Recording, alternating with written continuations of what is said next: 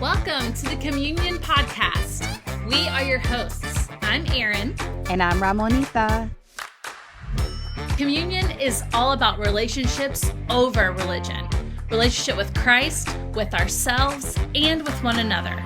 And in a culture that seems so divisive, we're cultivating a community of truth seekers from all walks of life. So whether you have faith, no faith, or have walked away from the church, you are welcome here. We're ready to understand, heal, have tough conversations, and rebuild bridges. So let's get started. Let the reconciliation begin. It's better when we get together. Everything is better when we are side by side. Hey, hey, side by side, side by side, side by side. Hey, side by side, when we are side by side.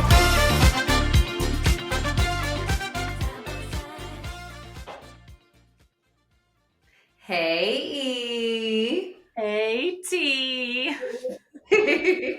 How are you, girl? How are you? I am good. I've been single parenting all week because John's been traveling for work, so I'm happy to have him back. And it's my son Kai's birthday today, so we're celebrating that. So that's really fun. So it's a good day. It's a good day. 6 years ago, I had my second baby. That's a pretty good thing to celebrate. Happy birthday, Kai. What a How are you blessing. doing, friend? I'm good. I'm good. It's been a tiring week overall, but it's really good. Like, really good. I am just also still riding the emotion of how incredible this journey has been so far and the overwhelming response. I know we talk about the fact that we've worked on this for 3 years, but until you actually put it in the world and actually execute all the plans and thoughts and ideas and strategies that you have, Yep. it all means nothing. And I'm also getting more and more excited and encouraged as we're starting to get some momentum and have figured things out and worked on the technical back end, because social media and technology and digital is not my spiritual gift. God just didn't bless me with that. I feel like I'm older than I should be when I say that. No discrimination against the seasoned saints, but I literally just haven't fully always enjoyed the social media thing, and now we got to do it. And my friends joke with me all the time. I have a camera roll full of pictures because I love taking pictures of my kids, and I never post. And so just being in this world and being more visible and posting and creating content with a specific purpose to go on this platform and to engage is just a whole new muscle. And so I'm finding myself enjoying it more the further along we go, or the more things I learn. But I can't lie, I was loathing that part of launching a podcast. I wish we could just put a podcast in the world and say, okay, it's out there, go listen. But you have to keep reminding people and telling them about it and showing up and having something interesting to say. And part of the reason, if I will elaborate a little more as to why I don't enjoy social media, is because I don't want to keep up with the perfection facade. I am a perfectionist in my own right.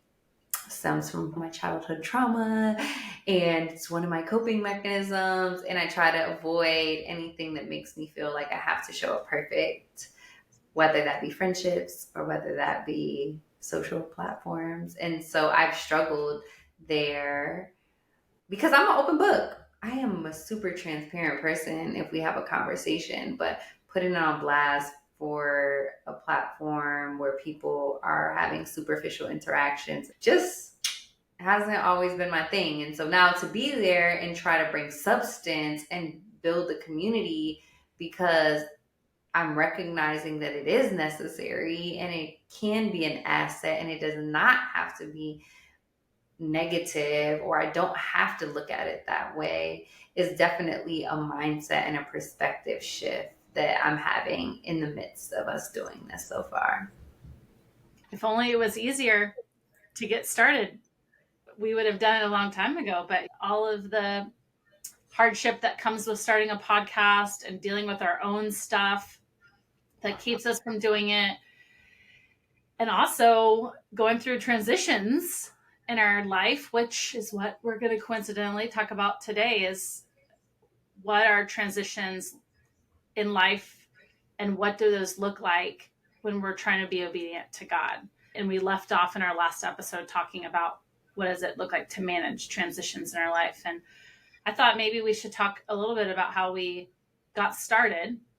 We've told you guys maybe a little bit in past episodes, but I've mentioned before, I used to work for Young Life, and I did that for a really long time. If you don't know what Young Life is, it's a nonprofit Christian organization that reaches middle school, high school, and college age students by building relationships with them. And I loved the work that I did through Young Life, and it was incredible, but God definitely was telling me I needed to leave for several different reasons. And it was a really hard transition to leave. It was very painful in a lot of ways.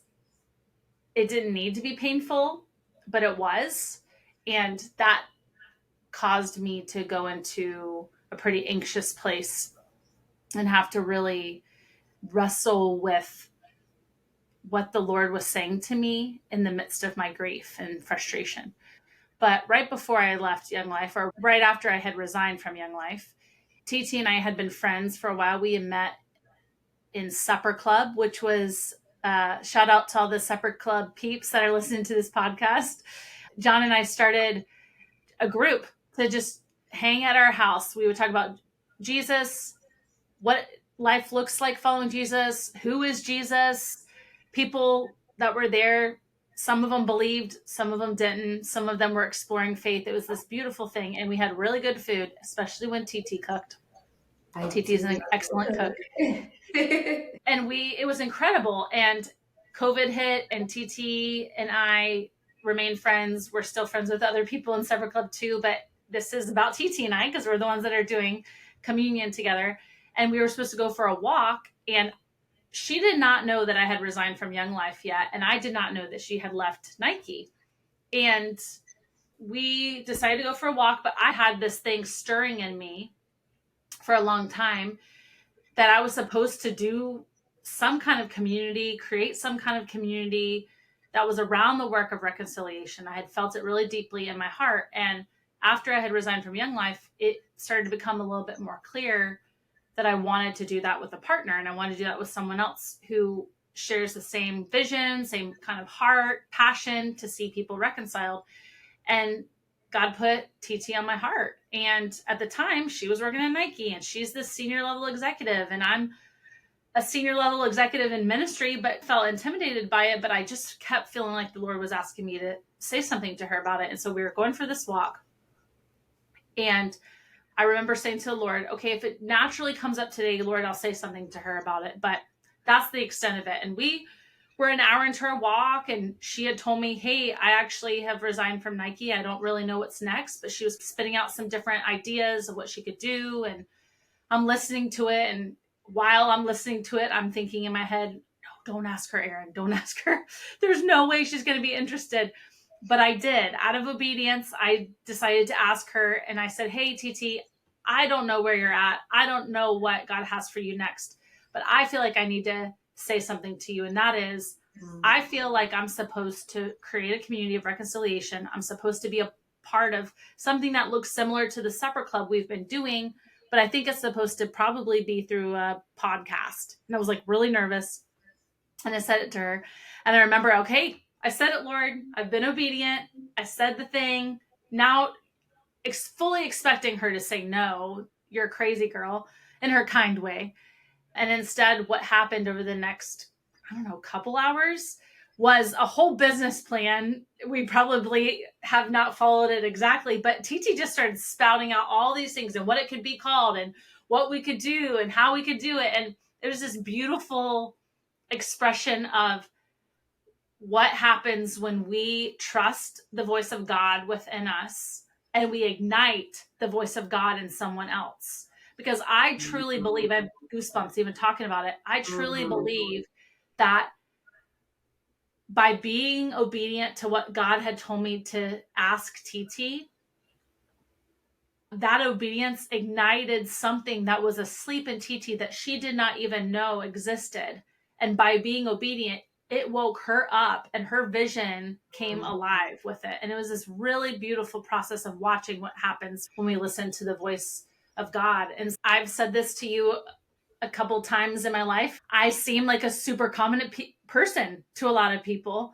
And I do feel confident in a lot of ways, but I think sometimes we're called to show up not out of confidence, but out of obedience. That when we show up, that doesn't mean we're always going to feel confident. When I went to ask TT if this is something she would ever want to do with me, wasn't actually confident that she was going to say yes, but I knew that I was needing to be obedient.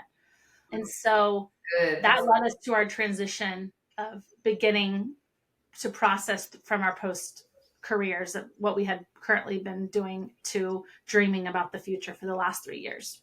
I would just like to jump in because I think the 3 years is significant. What happened in those 3 years? Compares to Jesus. You hear about him as 12 in the temple, and then you don't hear about my man again until 30. There's a little gap that happens there, and you're like, what happened in that gap? And I think that 3 years is where, for me, I had to navigate the transition the most. And it took a long time. In our first episode, we talk about that instant obedience, that immediate obedience, that when Jesus was calling the disciples and they were like, yeah, I'll leave my home, I'll leave my boat, I'll leave my family, I'll leave my vocation. That was not true for me. That instant obedience, that immediate obedience that I'm seeking now was not true. I wrestled with God, but part of it was because I did enjoy my career. I loved my career. And while I was in my career, doing brand marketing, working on sports and other things that I love, I remember God asking me to shut the door on that chapter. But he asked me to shut the door on that chapter without revealing to me what other door was going to open. Right. That is a very significant faith move to ask somebody. And in hindsight, I praise God that he thought I was mature enough and ready for that kind of request from him. And I will say, I did immediately obey and I left my career. It was what happened after I left my career that was the challenge. When I left that career, I was like, God, what are you calling me to do? What do you want me to do? I don't know. And I could feel myself trying to find my footing. And so what I started to do was grasp onto everything I could. No was not a word in my vocabulary. If my phone rang and somebody said they needed something, they needed me to consult, I was giving a yes. And my yeses were burning me out. I was not speaking my truth. I was not speaking what I needed. I was looking for significance. I wanted to be significant. I didn't want to be forgotten about. I didn't want to lose my gift. I could go on and on. But significance is different than purposeful. And I was looking to be significant. To who is the question I ask myself now? To who was I looking to be significant to? But I was no longer living on purpose. I do believe that when I was in my vocation, when I was in my career, that I was living on purpose for that season. Just as the disciples, as an example, were in their boat as fishermen. That vocation was exactly where they needed to be at that time. But when Jesus called them to come follow him, that's when their purpose shifted. Because we can have multiple purposes, or we can have one, but God uses all of these things, these significant events in our lives, these different experiences for the greater purpose that he's created us for.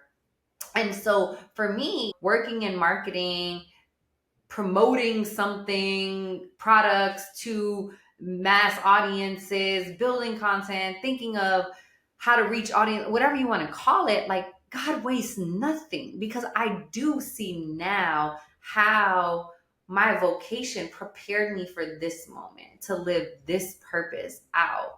I do see that. I also understand that I cannot approach this purpose with the same approach I had in my vocation, but there are skills and experiences and relationships from that I do believe God is using in this season.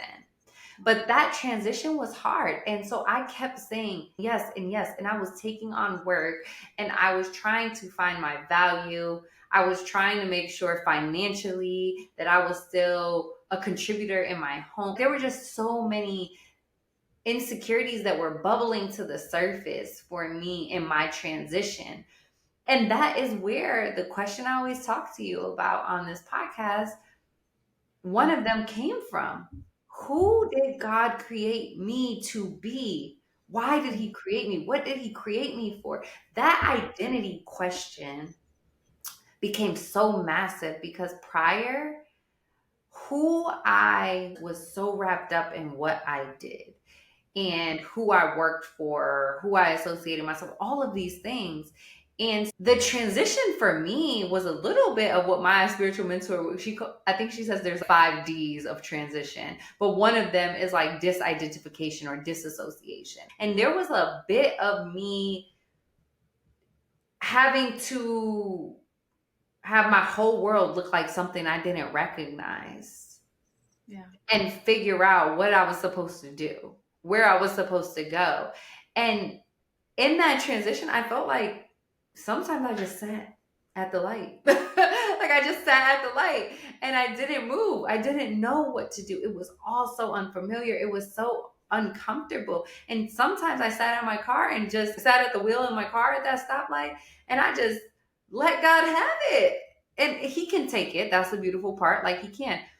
And even now, I love the beautiful redemptive story of what God has done in that transition. Seeing the other side of that transition, I love so much. I see the growth. I see the purpose. I see the significance, my value and what I place my worth in, my definition of success. All of that looks extremely different now. But it does not mean that there aren't times when I grieve previous seasons. And that is okay. That grief that we can feel, it is okay to experience that, so long as we do not stay in the grief, so long as we do not compare our now to then, so long as we appreciate that season and embrace the current season we're in. And I think that is when transition truly manifests and becomes healthy. And that's the other side of transition, being able to appreciate those past experiences, but then embracing the current and looking hopefully into the future. T, that's so good. And I think about my transition and how different our transitions were when we both decided to leave something that felt familiar to us, something that we knew like the back of our hand, something that we got accolades for and appreciation for, and then to go into the seemingly unknown. We knew we wanted to do a podcast. We knew we wanted to create a community outside of a podcast, but the how was really murky for a while for us. And also we felt pretty insecure in different ways of taking that leap and doing it. And I know for me, God gives me this vision of something that he wants me to do, and yet calls me into a season of rest. It was as if God showed me a very clear picture of, this is what I have for you, but you're not allowed to do it yet. And so it felt like he dangled a carrot in front of my face a little bit, even though that wasn't the case. It was almost like in his graciousness, he said, I want you to know I haven't forgotten you. I have a plan for you, but I care too much about you and you living authentically in the time that plan comes to fruition. And so therefore I'm going to bring a season of rest to heal you because I care about the outcome. I care about who you're going to become. And so I'm going to call you to a season of rest, and I'm going to give you this glimmer, but you're not going to get to do it for a while. And so I mentioned earlier, my transition began with this vision and then into this season of rest and then into this grieving and processing, and a lot more than just leaving my career and young life had happened. But I had lost my husband's dad really tragically and unexpectedly in a freak accident. In the midst of that, we had felt like we were supposed to leave Portland, Oregon, and move back to St. Augustine, Florida, a place I never in a million years thought that I would ever move back to. Not that it's bad, I just never thought I would move back here. And yet God made that really clear to John. That was what was best for our family. And I had to really grapple with that because if I'm honest, I wasn't on the same page. I didn't want to come back. And so a lot happened in that transition. And I remember talking to my therapist and talking to my spiritual director and saying, my mind feels like a broken record. And every morning when I wake up, I tell myself the same story. I relive the same story. I relive the hurt. I relive the pain. I relive the what ifs. I relive the grieving what could have been. And I'm tired of it. I'm tired of the broken record in my head. And so they asked me, how do you get the record out? And I said, maybe I should start writing it out. And so I spent about 3.5, 4 months, multiple times a week, like 3 or 4 times a week, sitting down and writing out my whole story. And maybe one day it'll turn into a book, but that wasn't the intention of why I did it. And I don't know if I'll ever do it. But I wrote it out, and the healing that came from that, you guys, I can't stress this enough. If you relate to this and you feel like you have this broken record, it is one of the most therapeutic things ever to just feel like you can write it out and say what is true without feeling like you always have to tell your side of the story. We talked about that in episode 2. I have chronically always wanted to always have my voice heard and be able to tell my side of the story. And that was one of the ways for me to tell my side of the story. Did that mean I was going to publish it and put that out there in the world? No. But I needed to get it out of my head. And then simultaneously, TT, you're going through your own season of transition and you're grappling with your own stuff, which I want you to talk about here in a second. And I'm feeling super insecure in the process because I feel like God's bringing this healing in my life. But I'm also watching her thinking, man, she doesn't really want to do this with me. But the Lord kept saying, stay in it. And I kept being like, oh, I don't know. And we've talked about this before. The amount of times I asked you, do you really want to do this with me? Finally, at one point, you got mad. You're like, girl, stop asking me that question. I wouldn't still be here if I didn't want to do it with you. The broken record. Broken record.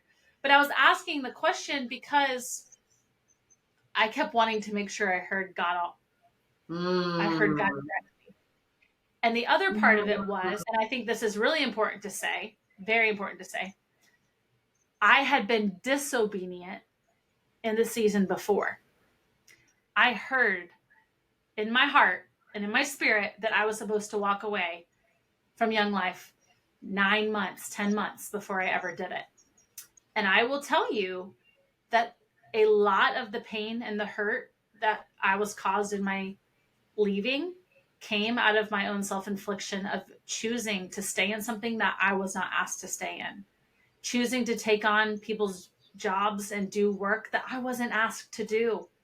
And just because we can do something, just because we have the skills to do something doesn't mean we're supposed to do it. It doesn't mean God's asking us to do it. And that was really hard for me to learn. And so now I'm pursuing this development of a organization with you. And I'm like, God, did I hear you right? And I'm staying faithful in it, but I'm also like, I don't know if she's really in this. And that transition was hard. And what it did on my end, what it did was it confirmed I really was called to it. Because the fact that I would feel insecure and feel like you weren't going to want to do it with me, and yet I stayed in the game, I stayed the course. To me, that told me the Lord is, I see you stubborn. You're not going to walk away from this. I've still called you to it. So you can let the enemy speak all kinds of lies to your head, but I've still called you to it. And you better believe I'm going to do the work. And this is, we're now living, thankfully, thank God, I could cry. We're living in the fruition of what God asked us to do. We're being obedient, and we should never be shocked for the fruit that's coming from it. I was going to mess with you and say, it could be like, oh, look at your obedience. Or it could be like, oh, girl, you might need some therapy. You stayed in a toxic situation. No, I'm just kidding. A relationship that you... I'm kidding. I'm so happy you did. But I think that goes to say, especially something that needs to be called out here, and it's the faith of a friend. The faith of a friend to carry you when you don't have it. You had the vision, and the vision was so clear, and you painted the vision for me, and I saw it. But as we walked and as we stepped, the vision got cloudy for me. And there were times where God only revealed the next step.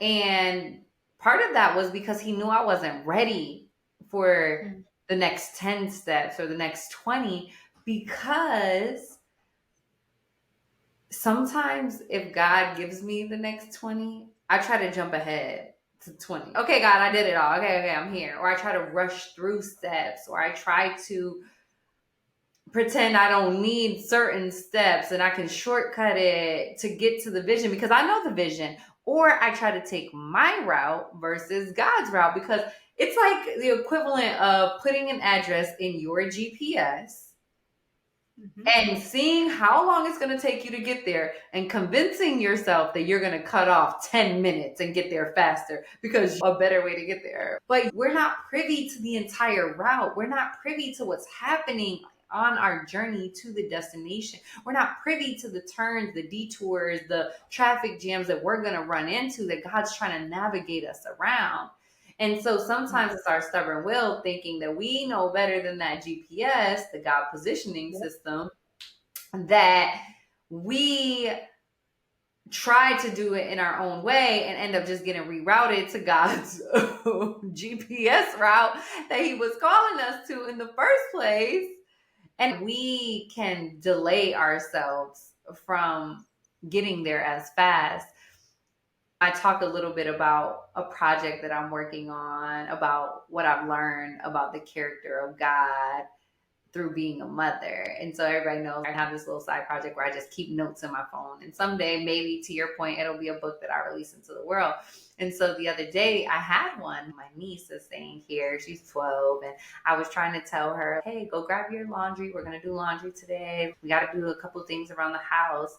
And she didn't want to do it because she thought that if she did that, she wasn't going to get some screen time or watch TV or do something that she wanted to do. And what I said to her in the midst of it was, girl, you took so long complaining, dragging your feet, and not doing what I asked you to do. If you would have done it when I first told you to, you would have had plenty of time to still get screen time, to still watch TV. But because we drug this thing out, because you drug your feet, because we have yet to accomplish the task that I asked you to, now you just lost any potential opportunity to get the very thing that you wanted. And I had to sit back when I said that, take note, going back to what I've learned about the character of God from being a parent, because sometimes I think, oh, God would definitely say that to me. And that's what I think when we try to take our own route, when we think we know what's best, when we try to go about it our way, God's like, reroute. I'm trying to take you on the best possible route because I know what is ahead. And I think that was a little bit of what was happening for me in this process. Was the vision got cloudy because God knew he couldn't reveal all the steps to me. And when the vision got cloudy, you stayed clear, and your obedience and your faith carried me through a lot of times. And it takes me back to the story in the Bible of the lame man who's laying on the mat.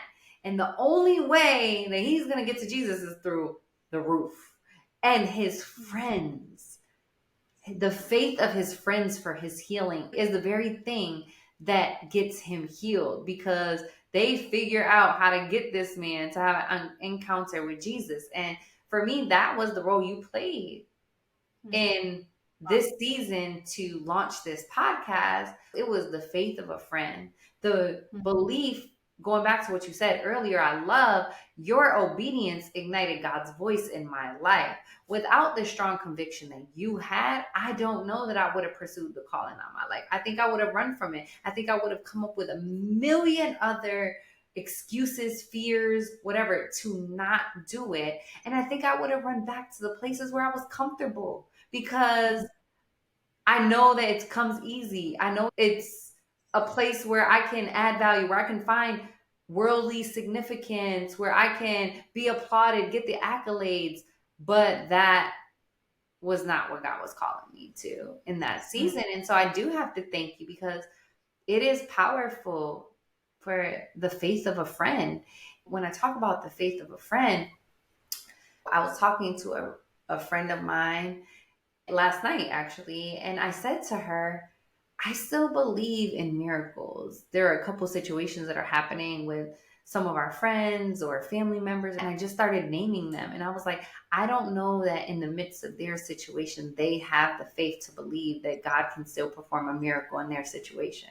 But I am standing in the belief that God is still in the business of miracles on their behalf.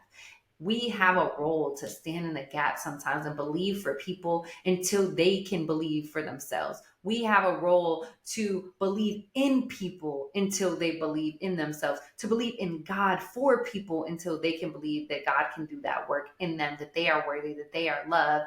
And so I just think that is so beautiful. And I've learned a lot of that from our friendship, because I know we joke and we call you MacGyver because you can literally fix everything. And I think you should talk about that. But one of the things that you have taught me, if nothing else, is that nothing is ever broken. And yes, you've taught me that in things like blenders and toy trucks and Nintendo Wiis and stuff like that. But where you showed me it even more significantly is in how you see people. You are never intimidated by a broken spirit, because you know that there is always repair. There's always a way to fix it. There's always hope that it is not broken to the point of no repair.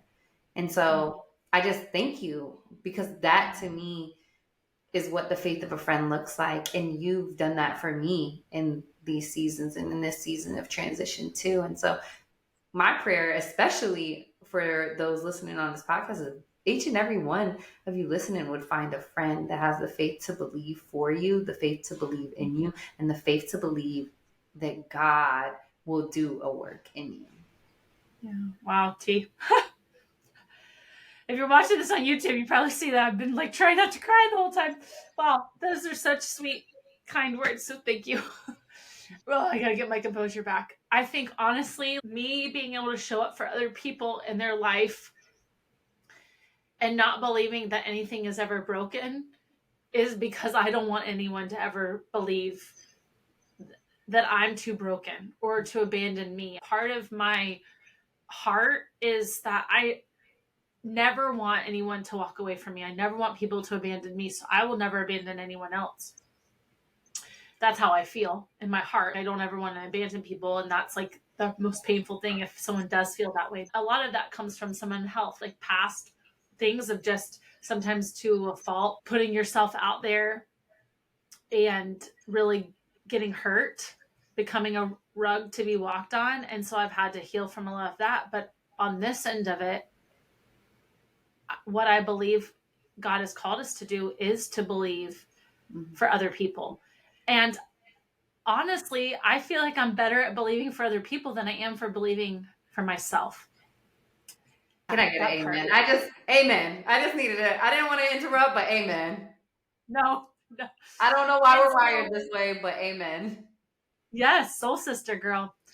And I think what's interesting that you bring up that account of the friends who carry the mat. Those friends carried that mat, and then they didn't just carry that mat to Jesus, but they dug a freaking hole through the roof and then lowered him down to be in front of Jesus. And there were lots of people at that pool. There were a lot of people waiting to get healed. But what's significant about that account in the Bible is that it wasn't actually the faith of the person who needed to be healed that healed him. It was the faith of the people who stood around him. And I think that is so intentionally put in scripture because God knew when he created us that we would need community, that we would need people to hold our hands up, arms up when we stopped believing in the power of God in our own lives.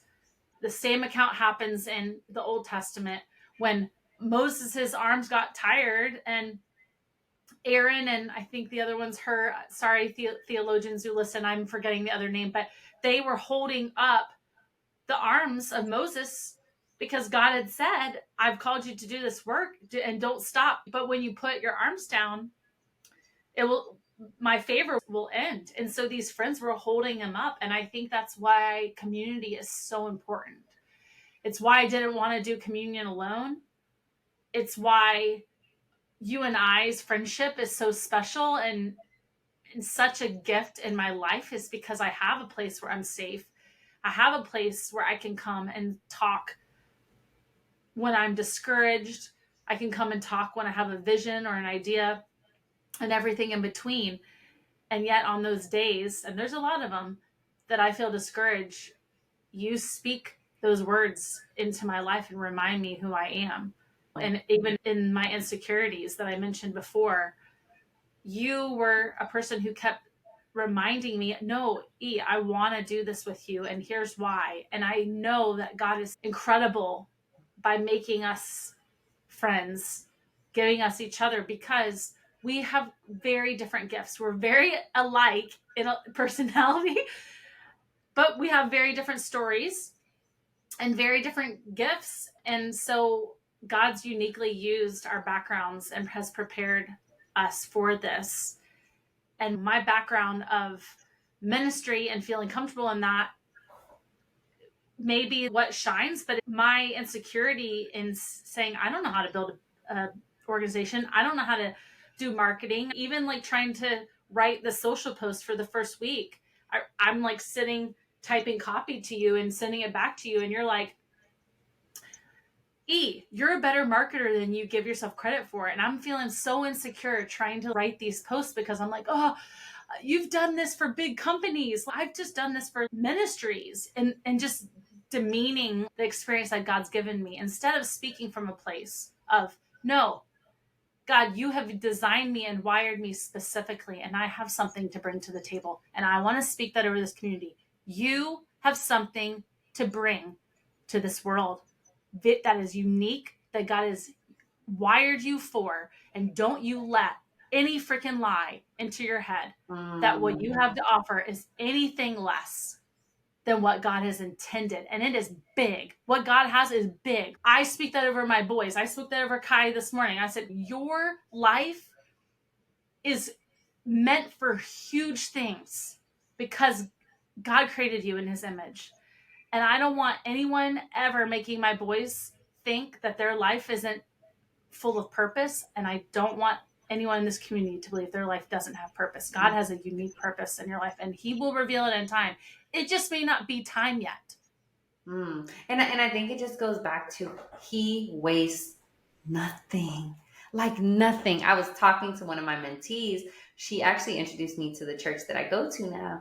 And she's on the serve team. And I was asking her, oh, what area are you serving in? And her background's in interior design. And now she's working with the church, serving the church, helping them to design experiences and spaces for people to come into that space. I wrote her and I was like, wow, it's so beautiful how every unique gift God gave us, he can use. Like every part of our story, he can use. The broken, the beautiful, the ugly, the hurt, the triumph.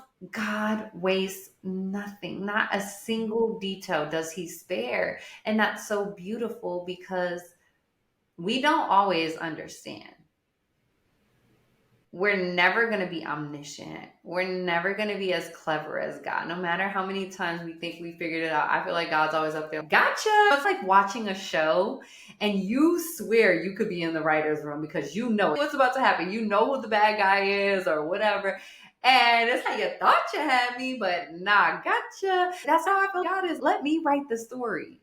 You play your part and act in it or whatever the role you want to play in it. But I feel like that's the beautiful part of God. He wastes nothing. And so going back to addressing our community, no matter what season you are in, no matter how broken you feel you are, no matter where you think you are washed up, forgotten, too damaged, too broken, too messed up, too much of a sinner, whatever the heck that means, too forgotten about, whatever your too is, that is a lie. Yeah. And one of the things I always say to E is read the entire book. Don't stop midway through. Because it's very easy for us to tell part of the story, the hard part, the painful part, the traumatic part. Everybody wants to hear the sob story. We want to hear the things that are going to stir the emotions in us. But if we finish the book, the plot always has a twist, and it's this. No matter what happens in that first half, the second half is always about how God redeems it. Our stories are stories of redemption. Our lives, purpose are so that God gets the glory. And there is nothing wasted. You are not at the end of your story. You are merely in the midst of it. And redemption is still available. Period. Yeah. Oh, so good. That's really good. I think about a conversation I had yesterday with my spiritual director. It was the story in Luke of the 10 lepers. And Jesus is telling the story of how he heals 10 lepers, and one of the lepers comes back, and it says while they were on their way, they were healed. But of the 10, only one comes back, and it's a Samaritan. And it says he praises God, and he falls at Jesus's feet. And Jesus says, hey, where are all the others? And he says, your faith is what has healed you. And I think about how many times God has given this vision to us. God has healed us in some way. And it may be a small way and seemingly insignificant, but God does this work. And then we say, okay, God, thank you. And we just walk away and go about our business. But what that one guy got to experience was a whole nother level of healing. It was like the other 9 got just a piece of the puzzle. They just saw a piece of what Jesus could do. But that one who went back to him and spent time with him and was praising him, I would argue his heart and his soul was healed because of the time that he spent. And so much happens in the in-between seasons of our life that if I had just walked, yes. And if I had just walked away from Young Life, or you had just walked away from your career at Nike, and we just said, okay, God, whatever you have next for us, and we just tried to jump into the next thing and just jump into this and just flippantly go about it, we would have missed out on the in-between season. And where God works is in the in-between season. Even in that story, he was on his way to Samaria. He was in between 2 major towns on a seemingly insignificant road. And yet what takes place on that seemingly insignificant road had changed people's lives forever. And I just think I needed to say to not discredit the in-between, the moments between the 2 seasons of our life, because it's in the in-between that God's work is profoundly done. And it will always be in the in-between seasons where I have experienced the most of God's healing in my life and healing to my story. When you told me about wanting to do a podcast, you talk about how I'm excited and I get all of the, okay, and we can do this and we can do this and we can do this. And then there's this 3-year period before we launch. What happened to that excitement, that clear vision? We could do this and we could do this. What happened? That's just like when we're about to work out. We're about to start a fitness journey. That first day, you get the new gear, you got the water bottle, you wake up early, you do the workout, feel good, sweat, post on your social, rise and grind, hustle this way, look at me, looking like a glazed donut, or whatever you want to talk about when you just got your, where you at, sweat, try to hold everybody else accountable, like you wasn't with me in the gym this morning, like kind of thing, right? And it's like, y'all, this is why I'm friends with her. This is why I'm friends with her. Because her one-liners are just so good. Anyway, keep going. but seriously, you got that. And then all of a sudden, somebody hits you on day 4, day 5, maybe day 10. And it's, so how's that fitness journey going? What's the scale looking like? Show me your muscle. And you're like, as you eat your bonbons. Bonbons. I don't even know what that is, but people just say bonbons. I wouldn't want to eat bonbons if that was my thing of choice. But anyways, I digress. But as you're sitting there like beating yourself up because you once again stop being consistent and are self-loathing and eating some form of comfort food, and you're like, oh, what happened to rise and grind? And that is real. That right there is similar to what you're talking about in the in-between. When you decide to accept the invitation to follow Christ, it's Jesus. I love me some Jesus. Jesus Christ. Jesus, I want to tell you about Jesus and you about Jesus and you about Jesus. I'm going to read this whole Bible front to back in one night. I just want to go to church every Sunday. I'm going to sign up for every Bible study. I'm going to be on every serve team. Like you can start to do all the Christianese things. And then all of a sudden you're burned out. What happened to you? What happened to you in that season? And then we give up. And it's if we're willing to say, this is hard, but I am willing to dig down, dig deep, and stay on this path and see what happens if I remain consistent. What happens if I still show up? What happens if I continue to believe in what I saw the vision could be? Only then. It's like an athlete. That's the difference between somebody that wants to work out once and what I would consider an athlete. Athletes have to go through training to prepare for their sport. Does the training suck? Is it grueling? Is it absolutely frustrating at times? Do they want to do it? Do football players want to do 2-a-days? Do they want to be out in the sun in the middle of August when it's 104 degrees in Texas? Do they want to get up before the sun and the rooster crows? Like, no, but they do it. And the result, the other end of that, because they got up, because they showed up every day, because even when it was hard, they stayed, the result of that is so beautiful. But I will go back to this, my personal belief, and this is what has reigned true for me. What is the difference between those that stay and dig deep in the in-between seasons is that they don't do it alone. The accountability. If you were not my partner, I would have given up in the in-between seasons when the vision got cloudy or when I questioned, was the vision real? Did I truly hear God's voice? But it is the fact that I wasn't doing it alone. And sometimes if you want to, my obedience to you or my loyalty to you is the reason why I kept showing up. Not my obedience to myself, sometimes not even my obedience to God, but it was like, she has this conviction, she has this belief, and she thinks it's me. I got to keep showing up. But it was because I didn't do it alone.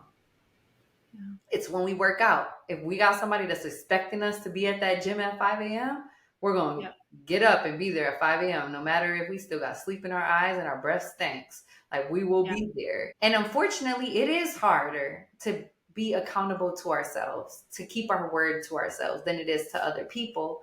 But I do believe that is why the importance of community, the importance of surrounding yourself with people that believe in you or people that are going to hold you accountable is so important in the in-between, in the transition. And that is why we are building this community. That is why we want you to be a part of this community. Not just we're asking all of you to listen to us and hope you get something out of it, but it's also to help us because we're starting out and we have the momentum, as I talked about to start the episode, and it feels good and we're excited and we're getting positive feedback. But best believe we have not even hit the in-between yet. Yeah. And the in-between will be hard.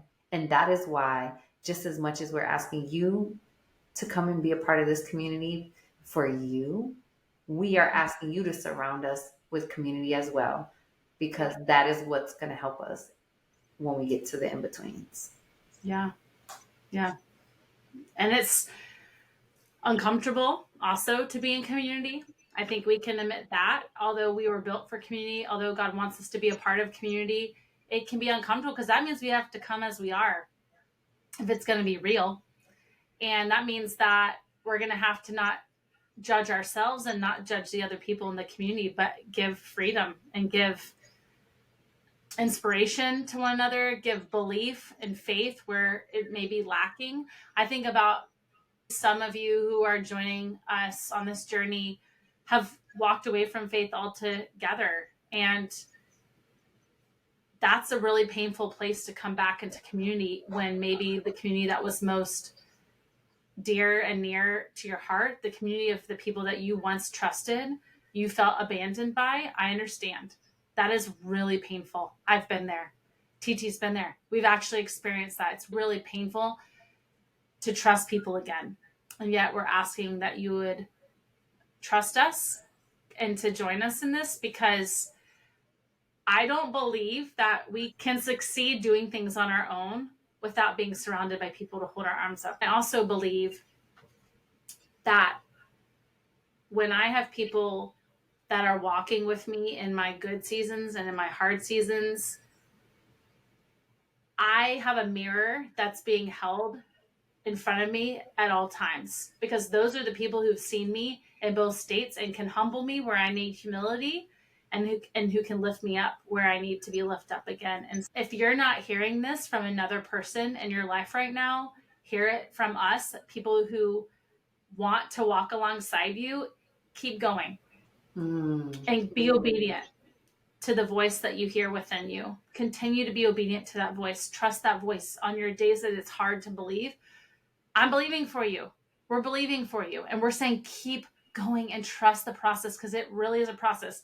My husband, John, says that all the freaking time, and it pisses me off. He always is. It's a process. He says it's a process when I'm like, hey, did you pick out what TV? We're buying a new TV. And he's, I need to make a spreadsheet. It's a process. I'm like, no, it's not a process. Just buy the dang freaking TV. And he's wrong on that, but he's right on a lot of other stuff in his life. And that is, I want to get from point A to point B, and there should be no in between. And I have submitted to and learned that there's always an in-between season. And like I said before, that's where the real shaping begins. As exhausting as it's been, I'm so glad we didn't launch 3 years ago. I know the timing was right.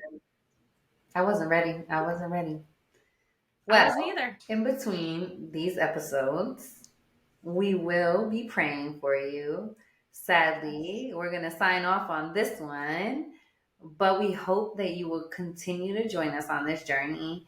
We will be praying for you. We will be believing for you. We will be encouraging. Please leave us messages, leave us comments, share with us what's on your heart. How can we be praying for you? That is super important. Yes, you come to listen to us talk on this podcast, but we don't want to just talk at you. Part of building this community is please talk to us. And yes, we want to hear from you. Don't be shy. We genuinely mean it when we say we want to pray for you and with you and walk and do life and do community with you. And so just please continue to join us and let us be a part of your in-between and be a part of our in-between as well. Yeah. All right. You on the next one? The next one. But in the meantime, let the reconciliation begin. Thanks so much for listening today. Want to stay up to date with our episodes?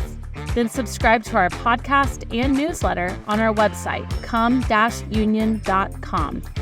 Follow us on Instagram at Come.Union. Rather watch our podcast? Then subscribe to our YouTube channel at Come_Union. We are so glad you're a part of this community.